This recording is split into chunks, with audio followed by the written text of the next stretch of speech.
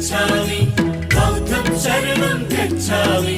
संघं शरणं गच्छामि धर्मं शरणं गच्छामि बुद्धं शरणं गच्छामि बौद्धं शरणं गच्छामि संघं शरणं गच्छामि धर्मं शरणं गच्छामि